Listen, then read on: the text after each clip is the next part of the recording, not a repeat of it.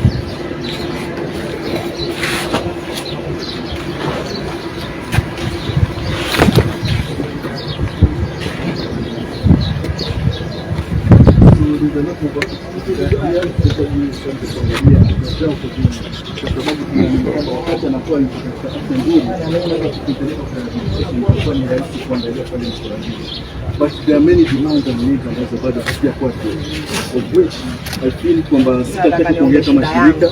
I want to wenyewe waweze kujielezea so that tuweze waelezea hali matatizo ambayo wanapitia, kwa sababu ukiangalia the number is big. Hapa tuko na around 500 to 1000 drug users ambao wana in a day. So ni watu wengi sana. Ukiangalia education yetu iko ndogo, ukiangalia zile tuko nazo organization ni ndogo. So there is a demand kwamba watu wanafurahi kwamba bado kuna usaidizi unahitajika zaidi. So I feel kwamba wenyewe waweze kujiongelea na one of the spokesman ni bwana, so that tuweze kusimama na kuweza kujitambulisha na nzuri sana.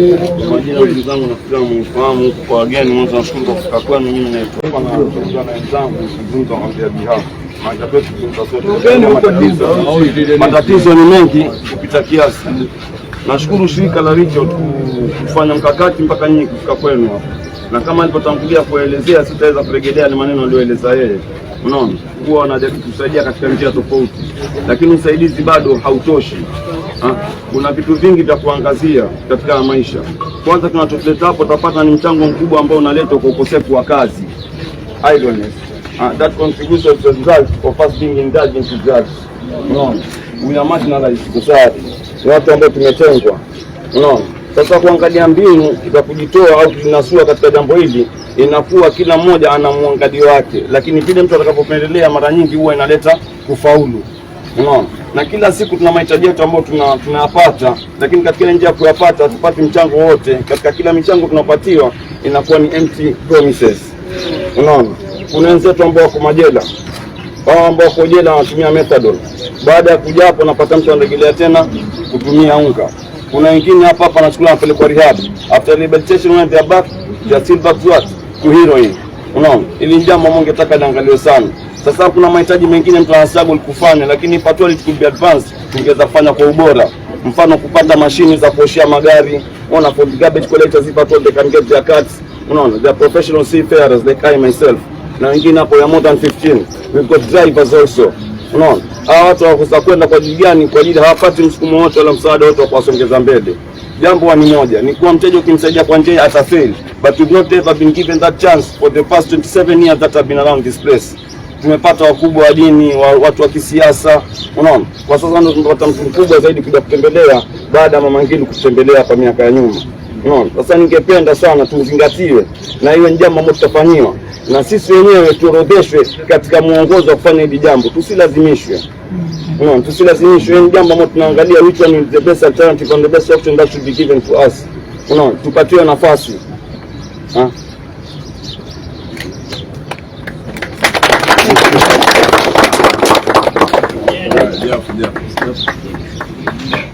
Assalamu alaikum. Mimi kwa jina naitwa Mohamed Jafar Majabaleni. Sisi hapa tuna shida, tuna tabu, tuna mateso. Tuna ndugu zetu wengine wameoa hapa, wako na watoto, nyumba umeziona zilivyo, na usubuhi mtoto atakariski yale, mama atakariski yale, baba ni uwe bebe gunia akabebe taka, na ufanya mchezo washikwa na kaunti. wapelekwa ndani. Huku mama yuadie wenda mbio, azunguke kuomba madukani. La pili, ndugu zetu hawa ni watu wana ujuzi yao. Usione umekaa ni vile aendapo mteja yule ana mpango bosi, apati kazi, hata kibarua kubeba gunia hapa pale ni mteja. Kwa nini amutusaidii tukapata boti 3-4? Kuna mafishermen wazuri sana, kuna madaiva, kuna mafishermen wa hali ya juu hapa, ambapo tukipata vifaa wenyewe twaweza kutoka kwenye hili janga na watu wakenda baharini wakafanya kazi. Tupate na mashini 3-4-5 za kuosha magari, twaganyana nusu, tutashika ajabu, tutashika dola, tutaoshia magari yao, kutapatikana riziki, watoto watakula, wazazi watakula, maisha yatakwenda, mambo kama maskani itakuwa hakuna. Na hapo hizo pesa zitatusaidia, tutapelekana rihabu, manake huwezi pelekwa bila pesa. Rihabu ni pesa mama.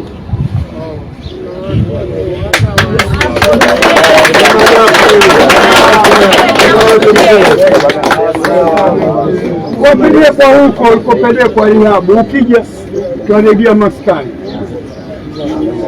Mteja yuko Jabalani.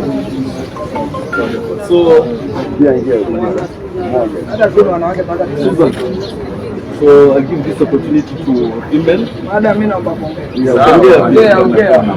Susan is one of the key educators ambaye alikuwa katika utumizi, sasa anafikia wenzake katika hiyo siku kuhakikisha kwamba nao wanajaribu kubadilika polepole. So I'd like to talk briefly kidogo ni kazi gani anafanya. Hamjambo. Kwa majina naitwa Susan Mbongo. Naweza nikasema mimi ni recovery addict. Mimi ni mmoja wale ambao ninajinasua na nimekuwa hapa kwa muda. Lakini tatizo kubwa ambalo lipo ni kuwa sisi kama wanawake, kwa mfano naweza nikasema hatuna hata rehab. Kwa mfano mwanamke sasa hapa akasema anataka kujinasua, hatuna kile kitengo cha wanawake kuwa hii rehabilitation ni ya wanawake. Hapa Coast nafikiri hatuna. Sasa nilikuwa naomba serikali kama inaweza ikatusaidia hata tukapata tu rehab moja at least ya wanawake, hiyo pia inaweza kuwa imetuokoa. Kitu kingine, tukishatoka katika hizo marehab, na sisi ni wamama, wengine tuko na watoto, tuko na familia. Tukishatoka hapo rehab, hatuna mahali pa kwenda. Sasa wakati mwingi mtu anatoka rehab, kwa kuwa hana kwa kwenda, hana vile anaweza fanya, anakuwa na hatari kubwa ya kurudi tena maeneo kwa sababu ya ile idleness. Kitu cha pili, unyanyapaa kwetu upo huku tu chini kwa chini. Saa zingine mambo kama hayo, rehab, unataka kwenda rehab, huna lolote, huna chochote, huna msaidizi. Wewe ni mama, pengine uko na watoto, umepatia watoto humu mtaani tu, haya maisha yetu. Watoto nao ndio hao wanaadhirika, hawana masomo, huna wa kukusaidia. Reach out inatusaidia, lakini ikiwa peke yake haiwezi. Tuko wengi sana. Reach out inatusaidia pale, inaweza tu kidogo. Sasa tungepata na support nyingine kutoka kando, at least maisha yangekuwa rahisi. Mimi kama peer educator niko hapa na wenzangu, tunafanya mambo ya kuwaletea NSP, tunafanya mambo ya kupima HIV, hepatitis, kuwapatia health education kulingana na mambo na kujitoa katika mihadarati. Wale ambao wanataka kujitoa huwa tunawarifaa DIC, kule wakifika wanapata ushauri zaidi. Mimi ni educator hapa na nimekuwa mraibu hapa kwa miaka kama 18, lakini nashukuru Reach Out waliweza kunishika mkono na mimi mwenyewe nikapiga step moja. Kwa hivyo tukipata kusapotiwa, ninatumaini kuwa tutaweza. Wanawake tuangaliwe kwa masuala kazi, rehab, na kitu kingine pia ningeomba kama ni hizo hospitali za MAT, kama ingeliwezekana kila mahali kukakuwa na at least moja. Kwa mfano kama Likoni wakuwe na moja huko rehab ya MAT, kama ni ni Miritini wapi, yani hivyo itazuia msongamano, kwa sababu kama kule Kisauni watu ni wengi. Sasa inakuwa huku watu wanataka kujinasua, lakini kule kumejaa sana, nafasi zinakosekana. Kama ingewezekana kila mahali at least kukawekwa hospitali moja ya macho, pia inaweza kupunguza wingi. Wale ambao wanataka kujinasua wanapelekwa macho, wengine nao wanapelekwa rehab, at least inaweza kuwa kidogo. Asante.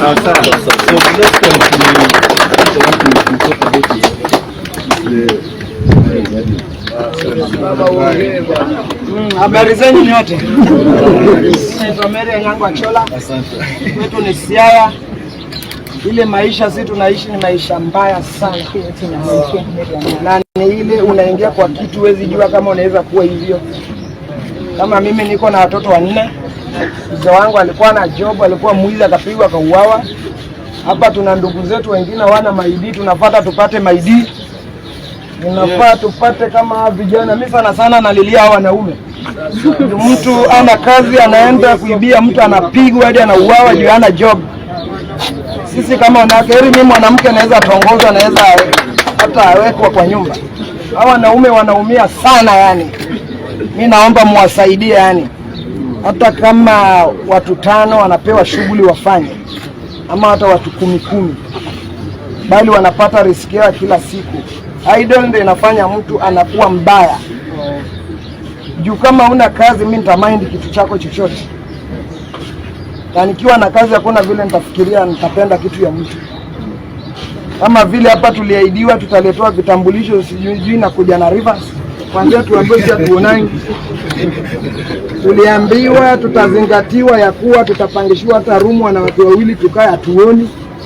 Mimi ningeomba madam kama vile kama mama na wewe ni mzazi, tuzingatie kwanza kama sisi wanawake tunalalanga hapa na mabuana zetu hao. Watoto wetu kama mimi wangu walinishinda ikabidi nipeleke children's home. Niliona kikapo watakuwa watu wazima pia, ule analala na mimi anaweza hata mtongoza pia kwa vile tu. Ona hii ni ujinga. Mimi ningeomba sana hawa wanaume wafungulie hata biashara wafanye.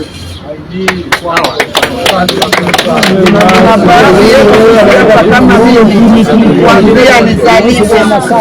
mimi tuliwahi pata hivi na sijui nitapata staili gani, kama birth certificate yangu sijui ni vipi, si hata sielewi.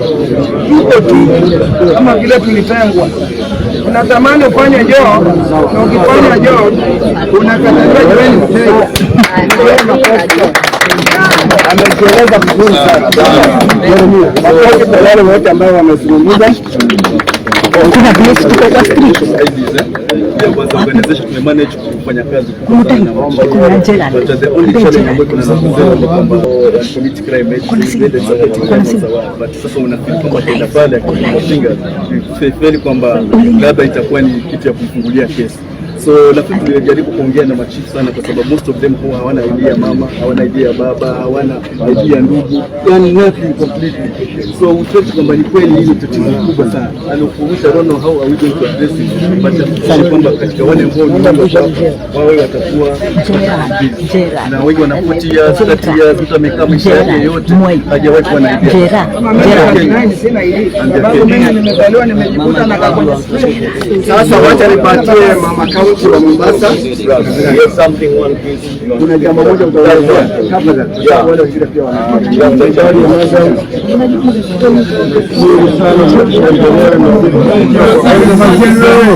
tumefikia kwa karibu mahali ambapo ni ngumu sana kuona, ila Mwenyezi Mungu amejalia mwaka huu, mwaka kama Mheshimiwa alivyosema maasira imefika na imetufikia.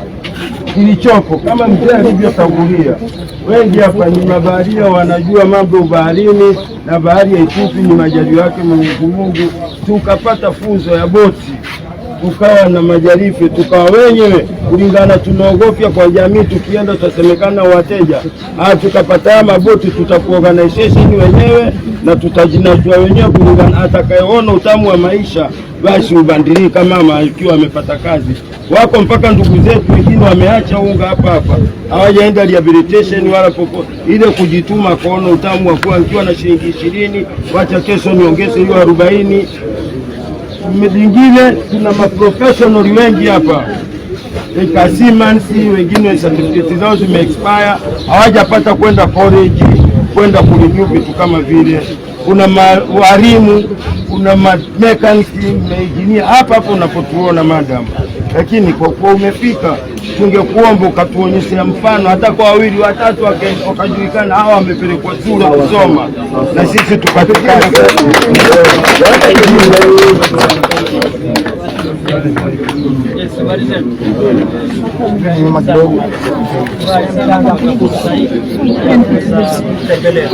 Kwa majina mimi naitwa Murad Swale, recovering addict. Mimi niko kwa eneo hili. So ni smoke for 7 years hapa, almost 14 years. Changamoto ambayo iko nafikiri changamoto, kuna wale watu ambao government wanakuwa KPA, lakini kwa sababu ya drugs wametolewa kazi na wamejaribu wengine kunasua wakidhani kuwa watarudishwa, lakini hawapewi tena ile opportunity ya kurudi kazini. Another thing, tunashukuru sana na kazi imekubali hapa ya female for free. Female hawachagii ni bure, isipokuwa wanaume ndio inazidisha. So far changamoto ambayo nyingine kubwa iko ni zetu of justice zinafanyika. Tuna changamoto baina ya wanaobeba mizigo masogi na client. Tunajua most of our clients unapokuwa kuna withdrawal symptoms ni lazima ufanye chochote ili kustawi. So kuna vifo karibu watu watatu. Nafikiri akiwa mmoja huyu bwanake pia aliuawa kwa sababu ya kupigwa. So kwa kuomba ikiwa itawezekana at least tupae nafasi, naomba hata watupangishie manyumba tuweze kupewa nafasi at least tuingize katika board ya serikali, at least tuwe tunaongea yale matatizo yetu. Asante sana.